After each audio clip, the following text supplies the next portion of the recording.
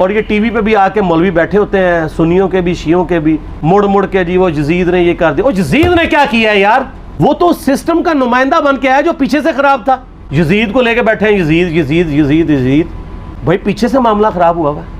اگر نہیں یقین آتا تو یہ بخاری مسلم کی میں نے آلموسٹ 200 سے زیادہ احادیث مین اسٹریم کی کتابوں سے اکثر بخاری مسلم سے جمع کیے، پڑھیں. اور سر میں نے تو ان کو چیلنج دیا ہے، یہ حدیثیں پڑھ کے نا اپنے ممبروں سے صرف ان حدیثوں کی تشریح اپنی پبلک کے سامنے کر دیں. نہیں کر سکتے تو پھر لعنت کے مستحق تو ہو رہے ہیں نا، حق چھپا کے، اور قیامت دن کے منہ پہ لگام ڈالیے. اور پھر مڑ مڑ کے کہتے ہیں نہیں جی وہ کچھ چیزیں خاص ہوتی ہیں وہ عوام الناس کے سامنے نہیں کرنی چاہیے. وہ صحابہ کرام بھی بعض اوقات ایسی باتیں پبلکلی نہیں کرتے تھے.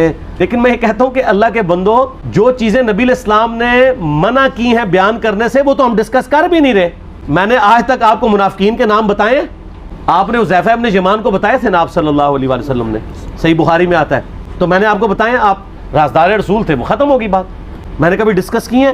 اگرچہ میں نے صحیح مسلم کی حدیث 7035 نمبر ڈسکس کی ہے کہ نبی علیہ السلام نے فرمایا میرے صحابہ میں 12 منافق ہیں، وہ کبھی بھی جنت میں داخل نہیں ہوں گے یہاں تک کہ سوئی کی ناکے سے اونٹ نہ گزر جائے. اور ان میں سے 8 ایسا ہے جس کی کمر پہ دوبیلا پھوڑا نکلے گا. میں نے آج تک آپ کو بتایا کہ کس کس کی کمر پہ دوبیلا پھوڑا نکلا اور اس کی موت اسی پھوڑے میں ہوئی ہے؟ بتایا؟ تو میں تو وہ چیزیں ڈسکس بھی نہیں کر رہا. واقعہ کربلا اس سے ریلیٹڈ نہیں ہے کہ جی ان کے اوپر پانی بند ہو گیا، ان کے اوپر ظلم ہوا، کتنے بندے شہید ہوئے. یہ سیکنڈری چیز ہے. اصل چیز ہے کربلا ہوئی کیوں نبی علیہ السلام کی محنت کو 50 سال کے اندر اس لیول تک پہنچا دیا گیا کہ ہزاروں صحابہ زندہ ہیں اور نبی صلی اللہ علیہ وآلہ وسلم کی پوری اولاد ذبح کر دی جاتی ہے. ہم تو یہ کہہ نہیں رہے کہ کیسے ذبح کیا انہوں نے، آری چلائی تھی یا تلوار چلائی تھی.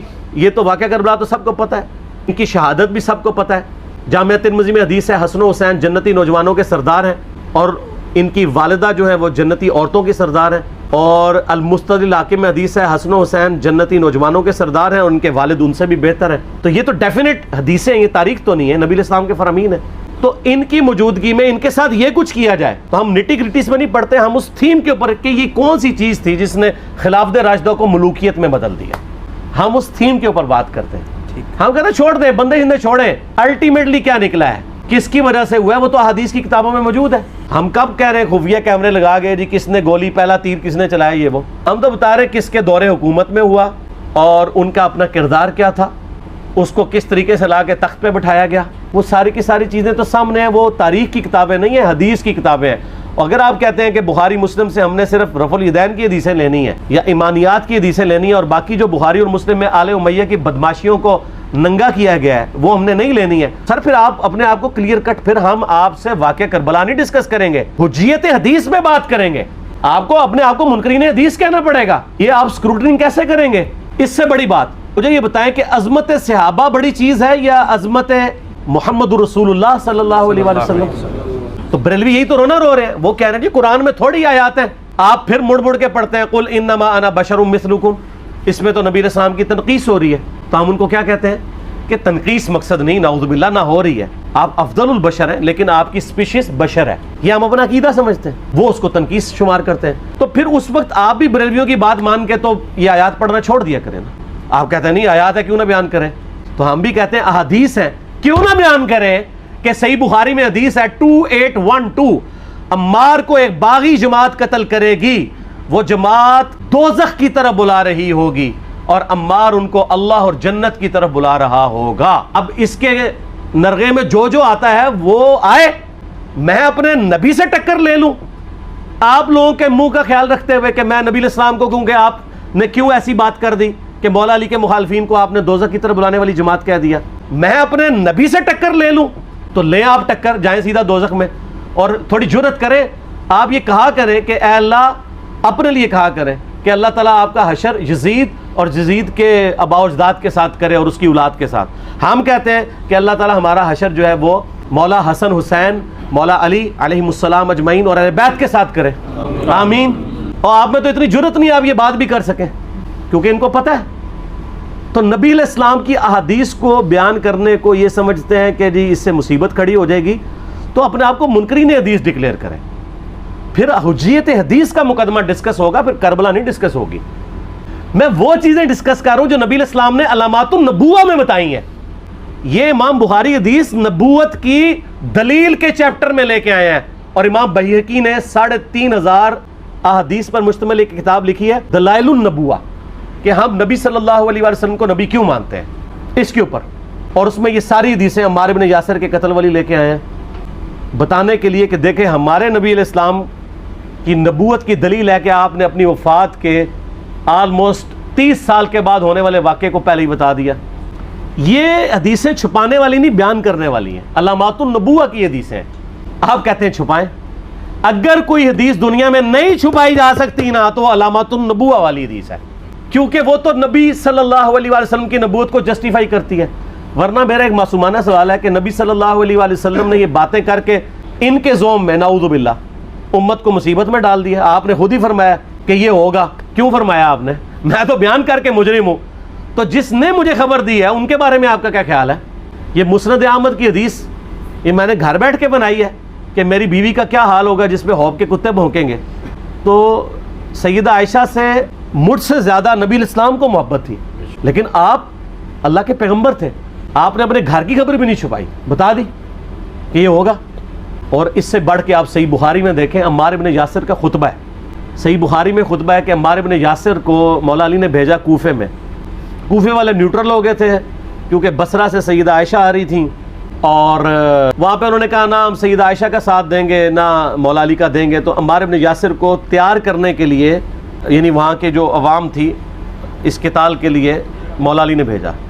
تو سیدنا عمار بن یاسر نے وہاں پہ کوفے کے ممبر پہ خطبہ دیا. بخاری کے الفاظ ہیں، اوپر والی سیڑھی پہ عمار بن یاسر نے حسن ابن علی کو بٹھایا، حالانکہ حسن ابن علی سے 4 گنا بڑی عمر تھی عمار بن یاسر کی، 90 پلس ہو چکے ہوئے تھے، 3-4 گنا ان کی عمر تھی، لیکن اہل بیت کا احترام کیا.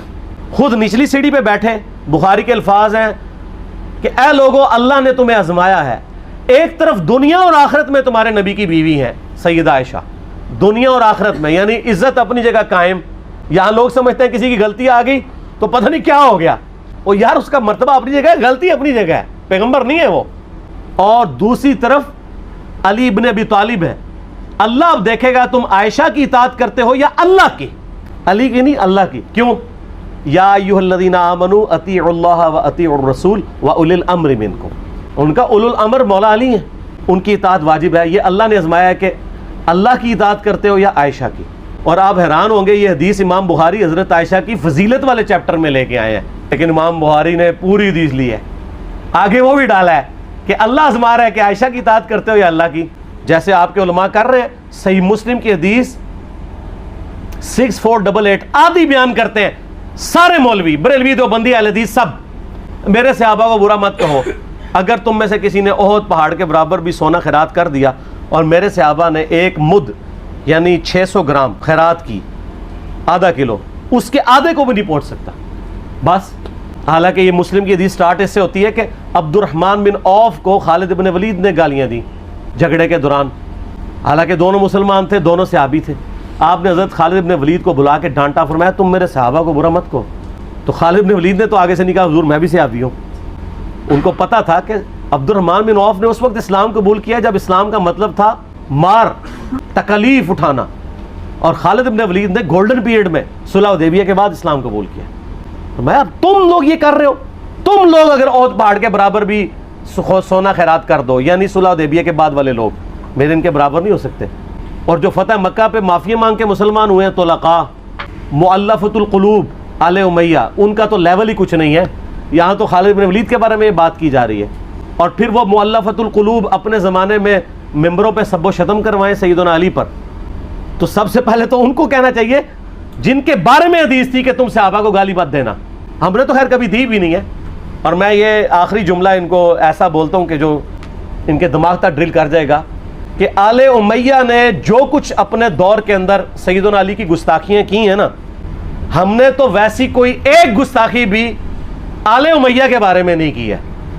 میں نے آج تک آل امیہ کے اوپر بائی نیم کسی کے اوپر لعنت کی ہے، حالانکہ یہ مولا علی پہ کرتے رہے. یہ ہے لعنتی خود ہو گئے نا، جب مولا علی پہ لعنت کی تو لوٹ آئی. مسند ابی اعلیٰ میں صحیح سند کے ساتھ حدیث موجود ہے، مسند احمد میں بھی موجود ہے کہ سیدنا علی کو جس نے گالی دی اس نے رسول اللہ کو گالی دی صلی اللہ علیہ وسلم.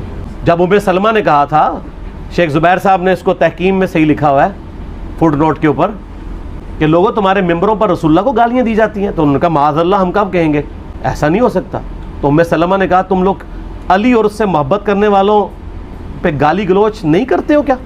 جبکہ میں نبی کی بیوی کہتی ہوں کہ سب سے زیادہ رسول اللہ سے محبت, سیدنا علی سے محبت نبی صلی اللہ علیہ وآلہ وسلم کرتے تھے. لہٰذا جب یہ تم کہتے ہو نا علی پر لعنت, علی سے محبت کرنے والوں پہ لعنت, تو یہ لعنت تو تم نبی علیہ السلام تک لے کے جا رہے ہو نعوذ باللہ, کیونکہ علی سے محبت کرنے والا پہلے نمبر پہ نبی صلی اللہ علیہ وآلہ وسلم ہے. اور پھر کہتے ہیں سب کا مطلب تنقید ہے. اور نہ, پرانیاں گلاں, پرانے بابے, پرانے بزرگ, جھوٹے ہو. صحیح مسلم کھولو 6229 غدیر خم سے اگلی حدیث, لعن اللہ ابا تراب کے الفاظ ہیں, مٹی والے ابن ابی طالب پر لعنت, یہ الفاظ موجود ہیں. سب کا ترجمہ لعنت ہی ہے, تنقید نہیں ہے. اچھا پھر میرا معصومانہ سوال ہے کہ اس کا مطلب ہے صحابہ پہ تنقید کرنا اچھا کام ہے؟ کہیں گے نہیں. تو بتاؤ یہ برا کام کون کرتا تھا؟ شیعہ کا ابا کون ہے؟ رافضیوں کا ابا کون ہے؟ آل امیہ. تو لہٰذا شیعہ نو میں کہنا کہ تسی شیخین کے اوپر بکواس اور تبرہ کرنے کی بجائے نا آپ لوگوں کو حقائق بتائیں کہ ٹوٹی کمند کہاں. یہ سب مجرمین آل امیہ ہے, اور یہ آل امیہ اور بنو ہاشم کی لڑائیاں نبی اسلام کی بعثت سے پہلے چل رہی تھی, صدیوں سے چل رہی تھی. وہ تو پھر اللہ نے بنو ہاشم کو نبوت کے لیے چنا, تو ان کو یہ پھر جیلسی ہضم نہیں ہوئی, وہ چیز آگے چلتی رہی. خیر چھوڑ دیں, ایک تلخ ٹاپک ہے.